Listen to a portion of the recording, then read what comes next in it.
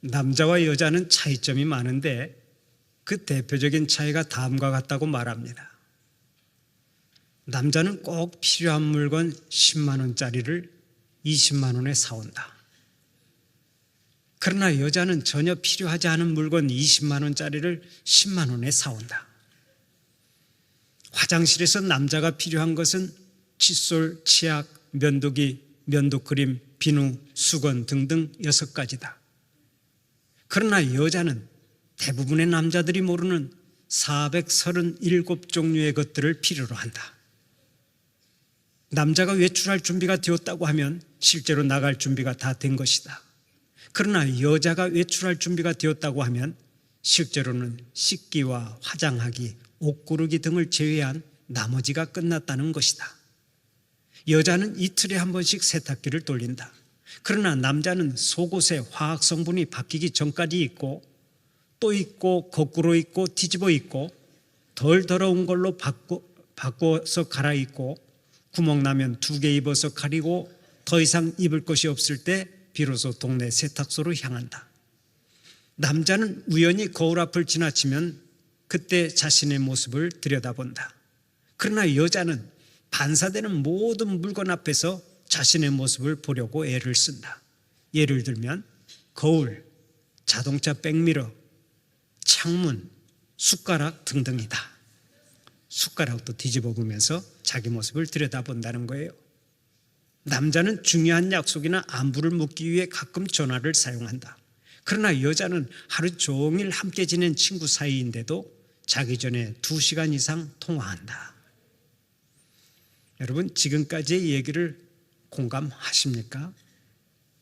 별로 안 하는 분이 꽤 있는 것 같은데 어쨌든 남자와 여자는 분명히 차이가 있는 것이 사실이죠. 여러 다른 부분이 많습니다. 뇌 구조가 다르고 생리적인 반응이 다르고 감성이 다르고 언어가 다르고 의사소통의 방법이 다릅니다. 남자와 여자는 하나부터 10까지 모든 면에서 다른 것입니다. 그래서 40년 동안이나 상담사로 일했던 존 그레이 박사가 남녀의 차이점을 인정하라고 책을 하나 집필했는데 그 책이 화성에서 온 남자, 금성에서 온 여자라는 책입니다. 전 세계에서 5천만 부가 팔린 이 책은 남자와 여자가 서로 다른 행성에서 온 것처럼 항상 다르게 생각하고 다르게 행동한다는 것입니다. 그러니까 서로의 차이점을 인정하고 존중해야 행복한 가정생활을 할 수 있다는 얘기입니다. 그런데 이렇게 남자와 여자는 다른 점이 많지만 인간의 근본은 다르지 않습니다. 본질에 있어서는 똑같습니다. 남자나 여자가 다 흙에서 시작되었기 때문입니다. 태초의 여자인 하와가 아담의 뼈로 만들어졌지만 사실 그 뼈도 흙에서 왔기 때문에 원재료는 다 흙입니다. 그래서 하나님께서는 모든 인간에게 이렇게 말씀하셨습니다. 너희는 흙에서 왔으니 흙으로 돌아갈지니라. 우리의 근본은 흙이라는 얘기입니다. 그렇습니다. 우리는 흙에서 왔습니다. 하나님의 거룩한 형상을 따라 지음받은 하나님의 최대 걸작품이지만 우리의 근본은 흙입니다. 그런 의미에서 우리는 다 흙덩어리들이라고요. 큰 소리 칠 것 없습니다. 우리는 한 사람 예외 없이 다 흙덩어리입니다. 자녀가 아무리 귀여워도 그 자녀가 흙덩어리입니다. 부모가 아무리 존경스러워도 그 부모가 흙덩어리입니다. 남자가 아무리 잘생겼어도 흙덩어리에 불과하고 여자가 아무리 아름다워도 흙덩어리에 불과한 것입니다. 저는 여자들이 머드팩을 하는 것을 보면 괜히 웃음이 터져 나옵니다. 왜 그런 줄 아세요? 흙덩어리가 아름답게 보이기 위해서 또 다른 진흙을 열심히 얼굴에 바르고 있기 때문입니다. 머드팩을 하는 것은 흙덩어리 위에다가 자꾸 흙을 바르는 거잖아요. 그런데 여자들이 어디 진흙팩만 사용합니까? 그렇지 않습니다. 제가 사람들 이야기를 들어보니까 화산재 팩도 있더라고요. 화산재는 풍부한 미네랄을 함유하고 있어서 피부의 보습과 탄력을 강화해 준다고 합니다. 또 유황 성분이 들어있어서 피부 트러블을 부드럽게 진정시켜 준대요. 그래서 1kg에 10만 원씩이나 하는 화산재 팩을 사용하는 여자들이 있습니다. 어쨌든 여자들이 이런 화장품을 애용한다면 결국 여자들은 흙덩어리 위에다가 또다시 흙을 바르는 것입니다. 생각해보면 너무나 재밌죠. 제가 좀 과장된 표현을 했는지 모르지만 우리가 아무리 좋은 것으로 가꾸고 포장을 해도 우리의 근본은 흙덩어리라는 얘기입니다. 부인해도 소용없습니다. 우리는 흙으로 만들어진 존재이기 때문에 평생 흙에서 나오는 것을 먹고 살다가 죽으면 또다시 한 줌의 흙으로 돌아가야 합니다. 여기에는 그 누구도 예외가 없습니다. 잘난 사람이나 못난 사람이나 부자나 가난한 자나 많이 배운 사람이나 적게 배운 사람이나 유명한 자나 무명한 자나 할 것 없이 모두 다 흙으로 돌아간다는 얘기입니다. 한번 따라서 해봅시다. 나는 흙 한 덩어리에 불과하다. 별것 아니다. 큰 소리 치지 말자. 아멘입니까? 별로 동의를 않는 분도 계시는데 여러분 깊이 한번 생각해 보십시오. 사실은 우리 흙 한 덩어리에 불과한 인생인 것입니다. 그러면 하나님은 왜 인간을 흙으로 만드셨습니까? 기왕이면 다이아몬드나 진주로 만들지 무엇 때문에 별 볼 일 없는 흙으로 지으셨습니까? 바로 거기에 깊은 의미가 있습니다. 오늘은 하나님께서 인간을 왜 흙으로 지으셨는지를 생각해 보면서 함께 은혜를 나누고자 합니다. 하나님께서 인간을 왜 흙으로 지으셨습니까? 첫째로 겸허하게 살아가라고 흙으로 지으셨습니다. 오늘의 본문 7절을 보면 성경은 이렇게 말씀하죠. 여호와 하나님이 땅에 흙으로 사람을 지으시고, 여기서 흙을 직역하면 땅의 티끌, 즉 먼지라는 말입니다. 그러므로 인간은 이 세상에서 가장 값어치가 없는 땅의 티끌로 만들어졌다는 얘기입니다. 하늘에 반짝이는 별도 아니고 다이아몬드나 금 같은 보석도 아닙니다. 이 세상에서 가장 흔하고 가장 많이 짓밟히는 흙으로 지음을 받았습니다. 그렇다면 우리의 근본이 참으로 보잘것없는 것입니다. 결코 자랑할 것이 없습니다. 땅의 티끌로 만들어졌는데 무슨 자랑할 것이 있겠습니까? 하나님은 우리가 끝까지 스스로를 높이지 말고 겸허하게 살아가라고 우리를 흙으로 지어주신 것입니다. 그런데 오늘을 사는 우리 현대인들의 모습이 어떻습니까? 자신의 부유함을 자랑합니다. 자신의 지식을 자랑합니다. 자신의 권세를 자랑하고 힘을 자랑하고 능력을 자랑합니다. 그 교만이 하늘을 찌르고 있습니다. 그래서 돈과 무기만 있으면 하나님의 자리에 서고 싶어하고, 또 한쪽에서는 복제인간을 만들기 위해서 온갖 방법을 다 동원하고 있습니다. 여러분, 이런 무례함이 어디에서 나온 것입니까? 이는 인간이 흙으로 지음받았다고 하는 흙 개념이 없기 때문에 나온 현상입니다. 흙이라고 하는 개념이 없으니까 교만하고, 흙에서 출발했다고 하는 겸손이 없으니까 오만방자하게 살아가는 것입니다. 잊지 마십시오. 내가 아무리 유능해도 모든 것은 하나님의 은혜입니다. 내가 아무리 잘 살아도 모든 것은 하나님의 은혜입니다. 내가 아무리 많이 알아도 모든 것은 하나님의 은혜입니다. 내가 흙덩어리에 불과한 존재지만 하나님께서 은혜를 베풀어 주셔서 오늘의 내가 된 것입니다. 겸손하십시오. 우리의 출발은 땅의 티끌이요 먼지입니다. 흔히 사람들은 무조건 자세를 낮추면 그것이 겸손이라고 착각합니다. 그러나 겸손은 그것이 아닙니다. 하나님 앞에서의 진정한 겸손은 자신의 실존을 알고 그것을 솔직하게 인정하는 것입니다. 아하, 하나님 앞에서 내가 이렇게 형편없는 존재구나. 아하, 내가 흙덩이에 불과한 사람이구나. 아하, 내가 내놓을 것은 하나님 앞에서 죄밖에 없구나. 아하, 내가 하나님의 은혜로 사는 존재로구나. 이렇게 솔직하게 고백하는 것이 겸손입니다. 사랑하는 우리 성도들은 인생의 출발을 아는 자들로서 항상 겸손하게 살아가시기를 축원합니다. 하나님은 우리가 스스로를 솔직하게 돌아보고 늘 겸손하기를 원하십니다. 그래야 하나님께서 주시는 복을 복으로 받을 수가 있기 때문입니다. 우리가 겸손에 대해서 자주 말하는데 겸손은 무조건 엎드리는 것을 의미하지 않습니다. 내가 하나님 앞에서 얼마나 죄가 많고 얼마나 악하고 얼마나 미천한지를 알고 그것을 솔직하게 고백하는 것이 바로 겸손입니다. 그런 의미에서 세상 사람들 중에는 겸손한 자가 없다고 말해야 정상입니다.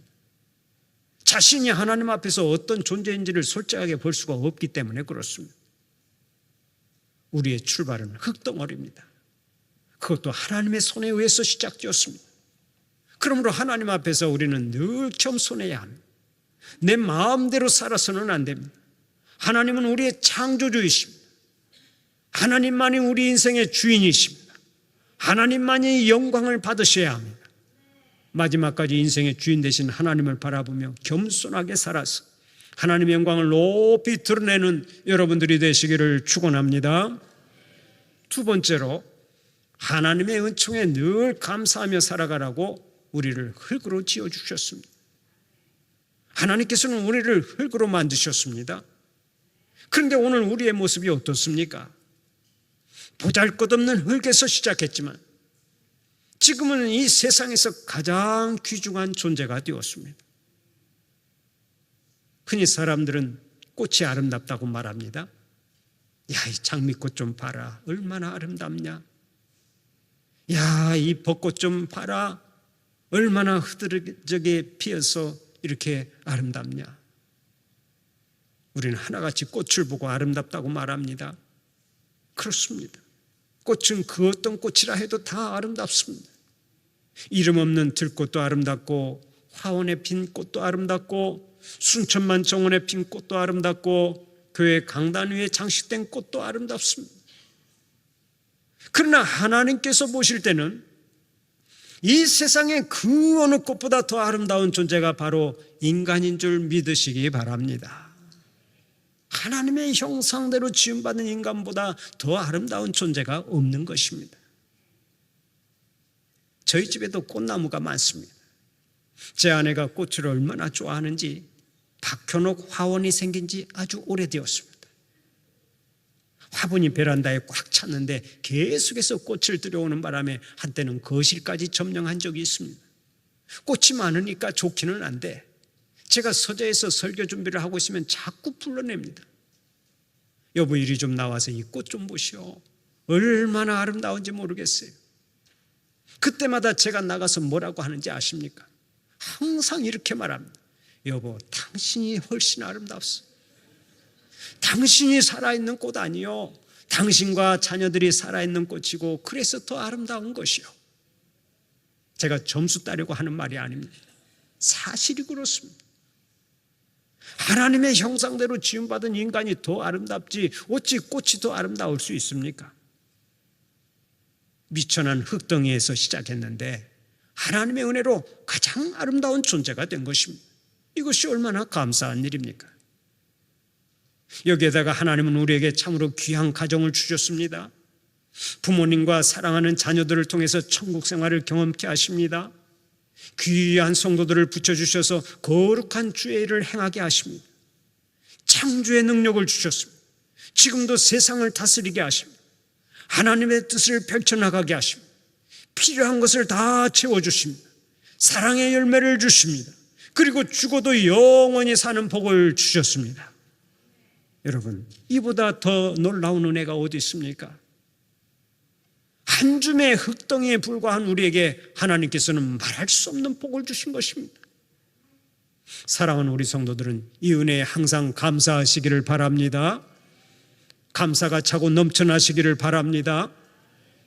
다윗은 하나님의 은혜를 아는 사람이었습니다. 그래서 시편 95편 1절 이하에서 이렇게 노래한 바 있습니다. 오라, 우리가 여호와께 노래하며 우리의 구원의 반석을 향하여 즐거이 외치자. 우리가 감사함으로 그 앞에 나아가며 시를 지어 즐거이 그를 노래하자. 여호와는 크신 하나님이시요 모든 신들보다 크신 왕이시기 때문이로다. 오라, 우리가 굽혀 경배하며 우리를 지으신 여호와 앞에 무릎을 꿇자. 그는 우리의 하나님이시요 우리는 그가 기르시는 백성이며 그의 손이 돌보시는 양이기 때문이라. 하나님의 은혜를 아는 사람은 감사하지 않을 수가 없습니다. 흙 한 덩어리에서 시작했는데 여기까지 이르고, 흙 한 덩어리에서 시작했는데 이토록 놀라운 은총을 입고 산다면 어찌 감사하지 않을 수가 있겠습니까? 흙덩어리에서 시작한 인생인 것을 알고 하나님 앞에서 늘 감사하며 살아 범사에 하나님의 은혜가 차고 넘쳐나시기를 축원합니다. 마지막으로 인간에게는 하나님의 생기가 필요하다고 하는 것을 깨우쳐 주기 위해 흙으로 지으셨습니다. 오늘의 본문 7절을 보면 이렇게 말씀하죠. 여호와 하나님이 땅에 흙으로 사람을 지으시고 생기를 그 코에 불어넣으시니 사람이 생명이 되니라. 하나님께서 처음에 인간을 만드실 때 육신을 흙으로 빚었습니다. 그리고서 그 코에 생기를 불어넣으시니 사람이 생명이 되었습니다. 하나님께서 생기를 불어넣으시면서 인간은 영적인 존재가 된 것입니다. 여기서 우리는 아주 중요한 사실을 발견할 수 있습니다. 그것이 뭔지 아십니까? 비록 인간이 흙으로 만들어졌을지라도 인간은 육신 그 이상이라는 것입니다. 흙으로 만든 육신은 동물적인 것 이상이 될 수 없지만 흙으로 만든 인간의 코에 하나님께서 생기를 불어넣으심으로 말미암아 인간은 육신 이상의 존재가 되었다는 얘기입니다. 다시 말하면 하나님의 생기를 받으면서부터 일반 동물과는 달리 인간은 하나님의 성품을 받은 영적인 존재요 귀한 인격체가 되었다는 것입니다. 바로 이것이 하나님의 놀라운 은총이죠. 그런데 여기서 알아야 할 것이 하나 있습니다. 이 사실을 바꿔서 생각해 보면 인간이 하나님의 성품을 떠날 때 인간은 동물화가 된다는 것이 그것입니다. 인간은 태초부터 하나님의 품 안에서 하나님의 생기를 받고 하나님의 성품으로 살아야 하는 존재로 지음을 받았습니다. 그래서 하나님의 품을 떠나면 인간이 아닌 동물처럼 살게 되는 것입니다. 실제로 육신은 멀쩡하지만 하나님을 떠나서 동물처럼 사는 영혼들이 얼마나 많습니까? 오늘 또 우리가 살고 있는 지구촌에는 눈만 뜨면 강도와 폭력과 납치와 테러와 방화와 전쟁, 살인사건이 쉬지 않고 일어나고 있죠. 며칠 전에는 순천 조례동에서 30세의 한 술 취한 남자가 일면식도 없는 17살의 여학생을 칼로 살해하고 말았습니다. 소위 말하는 묻지마 살인사건이 순천에서도 일어난 것입니다. 얼마나 끔찍한 일입니까? 너무나 가슴이 아팠습니다. 이뿐 아닙니다. 이 땅에서 살아가는 사람들은 오늘 또 많은 곳에서 남의 가정을 풍비박산내고 다른 사람들에게 큰 고통을 주면서 인생을 망치고 있습니다. 지난 추석 연휴 기간에도 한 젊은이가 음주운전을 하다가 사고를 내서 한 가정을 완전히 파탄내고 말았죠. 음주를 하고서 무려 4km나 역주행을 하다가 마주오던 카니발 승합차와 정면 충돌했는데 그 바람에 승합차에 타고 있던 34살밖에 되지 않은 젊은 가장이 죽고 그의 아내와 두 자녀와 장인 장모는 큰 중상을 입었습니다. 음주운전자도 사망을 하고 말았습니다마는 음주운전은 그 자체가 살인행위요 폐가망신의 지름길인 것입니다. 그런데도 우리나라는 눈만 뜨면 음주운전 사고가 계속해서 일어나고 있습니다. 우리나라의 법이 하도 물러터져서 음주운전 사고가 계속해서 반복된다고 하는 말에 동의를 합니다마는 근본적으로는 인간이 동물화되어 있기 때문에 이런 사건이 반복해서 일어나는 것입니다. 인간이 하나님을 떠나면 하나같이 동물처럼 살게 되어 있습니다. 가정생활도 마찬가지입니다. 하나님을 떠나면 부부간에도 얼마나 살벌한 일이 많이 생기는지 모릅니다. 언젠가 서울에서 있었던 사건인데 남편이 회사에 갔다 오니까 아내가 집에서 다른 남자와 채팅을 했습니다. 채팅이라고 하는 것은 인터넷으로 다른 사람과 문자를 주고받고 사진을 주고받는 것 아닙니까? 남편이 퇴근하고 들어왔으면 밥상도 차려주고 수고했다고 칭찬도 해주고 부부간의 대화를 나누어야 정상인데 여자는 계속해서 다른 남자와 채팅만 했습니다. 밤이 깊어가는데 당신이 보고 싶습니다. 그런 문자를 보냈는데 여러분, 자기 남편도 아니고 남의 남자를 보고서 그런 글을 보낼 수 있습니까? 세상이 미쳐가는 거예요. 그런데 상대방 남자도 나도 그대가 너무나 보고 싶습니다 하고 답장을 보냈습니다. 세상이 완전히 요지경 속입니다. 요즘 이런 사람들이 수십만 수백만 명이 된다고 하죠. 세상이 얼마나 타락했는지 몰라요. 어쨌든 남편이 그만하라고 말을 해도 말을 듣지 않으니까 분노한 남편이 아내를 칼로 살해하고 말았습니다. 사람들이 육신을 입고 살지만 전부 다 정상이 아닙니다. 얼마나 강팍해졌는지 모릅니다. 남자도 그렇고 여자도 그렇고 부모도 그렇고 자식도 그렇고 다 강팍해졌습니다. 그래서 우리가 살고 있는 세상에는 촌속살인도 얼마나 많이 일어나는지 모릅니다. 세상이 너무나 험악하고 무서워졌습니다. 여러분, 우리가 사는 세상에 왜 이런 끔찍한 일들이 끊임없이 일어나고 있습니까? 모두가 다 하나님의 품을 떠나 살기 때문에 그렇습니다. 사람은 하나님의 품 안에서 하나님의 성품을 가지고 살아야 하는데 하나님을 떠나서 사니까 모두가 동물화가 되어서 이런 비극이 생기는 것입니다. 사람이 사람의 얼굴만 갖추었다고 해서 사람이 아닙니다. 하나님의 생기가 떠나면 사람에게는 육신만 남습니다. 그래서 육신만 가진 사람은 평생 육신의 생각으로 말하고 육신의 생각으로 행동하고 육신의 생각으로 막 살아가는 것입니다. 거기에 무슨 인간다움이 있고 무슨 행복이 있겠습니까? 결국 이런 인생은 실패요, 비극으로 끝나는 것입니다. 하나님께서는 이 땅에 생명이 있는 것들을 창조하실 때 모든 피조물들에게 삶의 터전을 마련해 주셨습니다. 식물은 땅에 뿌리를 내리고 살게 하시고 물고기는 물속에서 살게 하셨습니다. 동물들은 땅 위에서 움직이며 살게 하시고 새는 공중을 날아다니며 살게 하셨습니다. 모두에게 각각 삶의 터전을 마련해 주셨습니다. 바로 이것처럼 우리 인간에게는 하나님의 품을 삶의 터전으로 주셨습니다. 그러므로 하나님의 품 안에서만 우리는 참 안식을 누릴 수가 있고 하나님의 품 안에서만 참 자유를 누릴 수가 있고 하나님의 품 안에서만 참 평안을 누릴 수가 있는 것입니다. 하나님의 품 안에 거할 때만 인간으로서 참된 삶을 살아갈 수 있음을 믿으시기를 바랍니다. 그런 의미에서 하나님 없는 인생은 아무것도 아니라고요. 모든 것이 실패로 끝납니다. 그렇기 때문에 주님은 오늘 또 우리에게 말씀하십니다. 나는 포도나무여 너희는 가지라. 그가 내 안에 내가 그 안에 거하면 사람이 열매를 많이 맺나니 나를 떠나서는 너희가 아무것도 알 수 없습니다. 주님의 품 안에서만 인생의 의미가 있는 줄 믿으시기 바랍니다. 주님의 품 안에서만 인생의 결실이 있는 줄 믿으시기 바랍니다.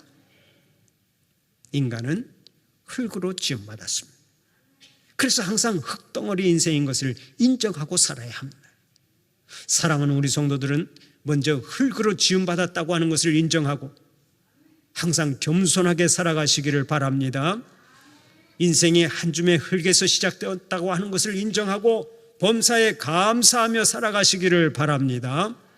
인생은 하나님의 생기가 절대적으로 필요하다고 고백하면서 항상 하나님과 동행하는 자들이 되시고 범사에 승리하는 자들이 되시기를 간절히 축원합니다.